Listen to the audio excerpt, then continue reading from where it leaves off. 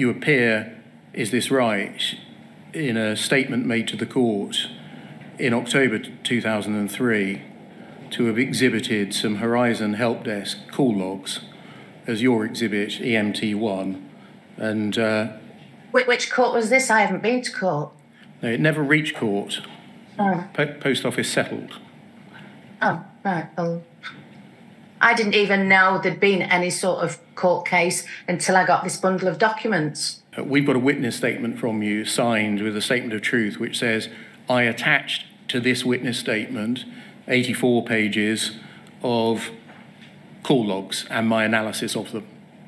Okay, let's start on the basis that that is what this document shows. So these 84 pages of helpdesk records and your analysis of them, I do not remember that at all. Well, maybe I wouldn't blame you because it's 20 years ago. Yeah, well, I don't remember. I don't remember that at all. I mean, that's okay. It is 20 years ago, but you have got your own statement in there, so almost trying to disprove your own statement now, I mean, apart from it being a little bit shocking, B, all you have to think about is, would I tell the truth in the witness statement, the sworn signed statement to the court? Yes, well, I must have been right at the time, even if I can't remember now. I mean, that's the only answer, surely. I mean, I'm sure 28 pages. No, it's 84 pages, between pages 28 and 112. And I'm going to look at them, if we may. So if we turn to page 48 in this bundle, this is the first page of that exhibit, EMT1. Okay? The first I've seen of these is when I got this bundle of papers. These I hadn't seen these before. You didn't see? No, you have. You wrote a witness statement about them. Them back in 2003 when you were making this witness statement to the court? Not that I remember. In any event. Well, that is a different answer to the question there. We're going between it wasn't me and I don't remember. The latter, understandable, the former, not so much. And they're attached to your witness statement made to the court. And the first of them is dated the 9th of February 2000. Can you see that? Yes, I can see that. And basically over the next 84 pages, there are further call logs and then an analysis of them that you prepared according to your witness statement at the time.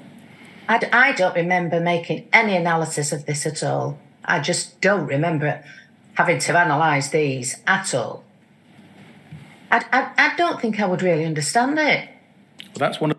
Well, that causes us big problems in the case of Julie Wolstenholme, doesn't it? Because clearly you did analyse it, or somebody's analysed it on your behalf and you've signed it. Either way, there's some culpability for actions. One of the things I'm going to be asking you about, probably in about half an hour's time, why were you telling the court what the help desk's record showed when you made... Because that's what the help desk would have shown me. So she's jumping between things here now, work out where Jason B is going without really actually grasping where she's going yet. We're now jumping to, well, I've done it because, you know, the help desk will have helped me with this and they will have provided it. Well, I would have done this because the help desk would have helped me. It's so confused at the moment. I don't understand these. I don't understand them. I don't know what it's saying. Gateway is now stuck at 3%. That means nothing to me. No, and as I said, in about half an hour or so, I'm going to be asking you some questions about that. Oh, right. Let's just look at what the documents are to start with, if we can, Mrs Cottam. You see the first one on this page, 9th of February. Over the page, please. Another call on the 9th of February. Over to the next page, please. Another call on the 9th of February. So literally that's 84 calls then. That's somebody asking for lots of help. Not somebody who's trying to commit a crime, I would suggest. Page 161. Sorry, page 51. Another call on the 9th of February. Yeah, the date of installation. Over the page. What am I looking at what am I supposed to be looking at these? All I'm doing at the moment is reminding you of the number and nature of the Horizon Helpdesk call logs that you exhibited to your witness statement on the 16th of October 2003. Look at that up there, priority 77. I hope that doesn't start at 1. I would have requested these. I wouldn't have seen them. I don't remember these at all. Let's carry on.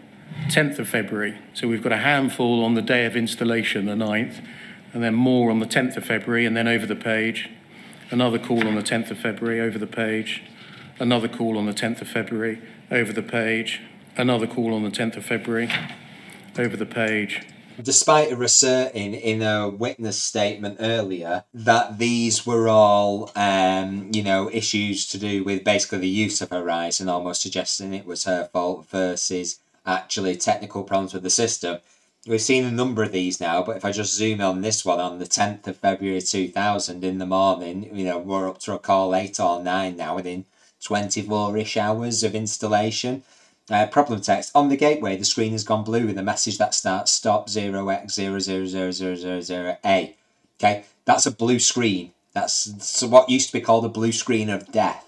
Okay, it's blue screen and stop error message. This is absolutely a technical issue. This is exactly, I would suggest, what the Horizon Service Help Desk was there to deal with. Another call on the 10th of February, over the page. Another call on the 10th of February, over the page. Another call on the 10th of February. And so it goes on. Do you see? Yeah. And then if we go forwards to the So last... who's the caller? Who's the caller on this? Mr. Harrison. But he's not the postmaster, is he? And what's your point? Well, he doesn't feature very heavily anywhere, does he? And yet his name's on all these now. And what's your point? Well, it says titled postmaster, and he wasn't, was he? And what's your point? This is getting a bit painful, I shouldn't laugh, but literally, I think Jason Bay's driving home here. You're focusing on the minutiae of detail that doesn't seem relevant, but please, if you do see it as being relevant, please explain to us what you are trying to point out. Are you trying to point out the fact it's not Julie Wolstenholme's name on there? Well, that's the Horizon System Help Desk logs. Presumably it's the person who was logging it or responsible for it on the other side. But clearly, people weren't just making up these errors sat at the Fujitsu Help Desk saying, we're not that busy, because by and large, from what we've heard, they had an awful lot of calls. This is just one post office making numerous calls virtually every hour following the day of installation. So they're probably not sat there twiddling their thumbs making up calls about random branches here. I think we can be fairly safely certain that these are actually real calls that have been logged from issues raised by Mrs Wolstenholme at the Cleveleys Post Office. Well, he's not the postmaster, so is that correct? Well, it's your evidence on your statement, so surely if you had questions about the authenticity of it, the data that you obtained personally from Fujitsu, from the Horizon Help Desk, then that would suggest that you shouldn't tend it as evidence attached to a signed witness statement to prove the points that you are saying in the witness statement. You can't just decide now that the evidence was unreliable because it suits you. You should have... she says on the one hand she can't analyse these call logs, but on the other hand she's actually analysing them to at least a degree at the moment. So it kind of blows loads of holes in this case and in the narrative that I think she's trying to set here, although it is somewhat confused. What do you mean, is it correct? Well, nothing. It doesn't matter. Is this the suspicion without proof issue raising its head again? I'm not going down that line at all. I thought you just did. Well, I'm just saying... Oh my gosh.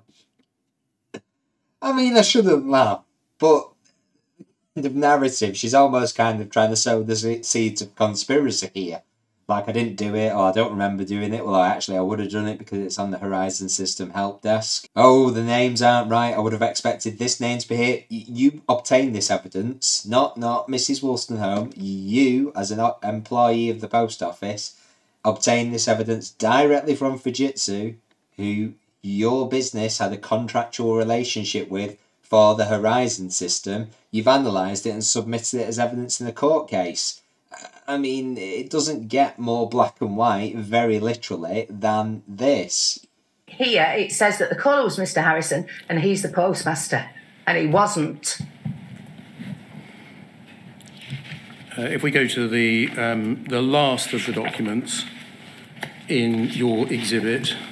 So in this one in particular, she's talking about Mr. Harrison being the caller here, who I believe, if I'm correct, was Julie Wolstenholme's husband, or is Julie Wolstenholme's husband. But literally, the substance of the evidence and the calls don't change based on that. I mean, presumably he wasn't ringing up, making up random issues with very specific stop error messages and very specific issues with the system. Presumably, Mrs Wolstenholme, who's the sub-post mistress at the branch, might have had a hands full, I don't know, it's at 1 o'clock in the afternoon, serving customers, running the business, asked for a bit of help from her husband, who you've already admitted was working in the shop to some capacity. So I'm not quite sure that I see the issue that she's trying to raise here, other than actually maybe the Horizon Helpdesk didn't necessarily log the title and the position that he held in the business, officially or otherwise, correctly on the log. But that would be a Fujitsu issue, not a sub-postmaster issue. If we look at page 115, please. There you go. This one will make her happier because Julie's listed as the caller, although it's written Julie. Okay, so, you know, maybe they weren't that great at logging these things. Maybe they were under so much pressure that they had to very quickly type them out. I don't know, but the point she's bringing up, whilst it's true, it's not clear actually how relevant it is. You'll see this is dated the 21st of June 2000, and the caller is Julie, the postmaster, yeah? Yeah. In your witness statement, you said that you were exhibiting the calls, if you remember. No, I don't remember. All right, well, I'll read it out to you. Okay.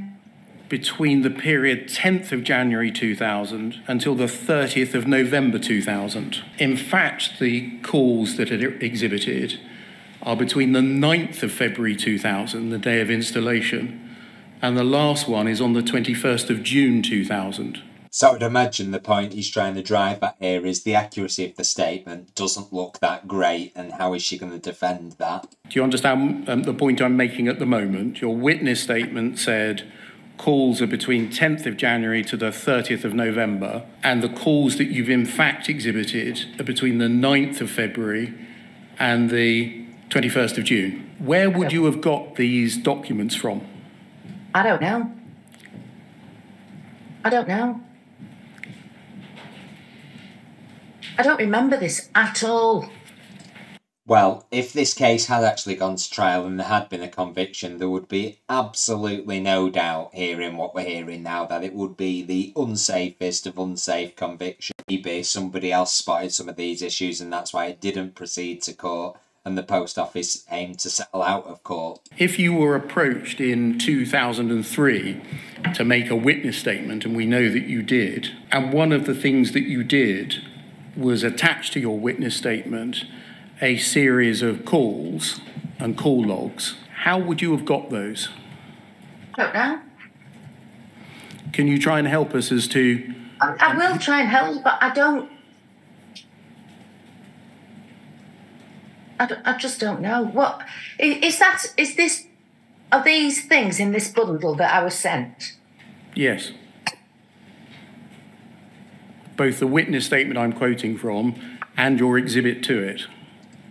I mean, I think here, just trying to analyse this, that she's going into a bit of a panic mode because she has already previously said in the past 5 minutes or so that actually the first time she's seen this, the call logs anyway, has been in the bundle. But there is an awful lot of confusion here around what is literally documentary evidence that's been provided in advance that's now being shown and quoted again that she herself has written for a court case. What page is that, please? It's in tab D7. The bit of your witness statement I'm reading from is at page 8 of tab D7, and the call logs that you exhibited to your witness statement start I'm at page sorry, 48. Well, that's why I haven't asked you to look at any documents in a pack in front of you, because people tend to get lost. And instead, I've displayed them on the screen. Page 48 of what am I looking at? Because my page 48 is just about general sub-postmasters. It's not. I don't know what I'm looking at. Shall we just stick to the documents I'm displaying on the screen then? Yeah, but yeah. Good. Where might you have gone in October 2003? Oh. I'm sorry if you find this uncomfortable. I'm sorry. Can you just have a break at the moment here, because I'm not remembering any of this. Can you just give me 5 minutes, please? Yes, of Yes, course.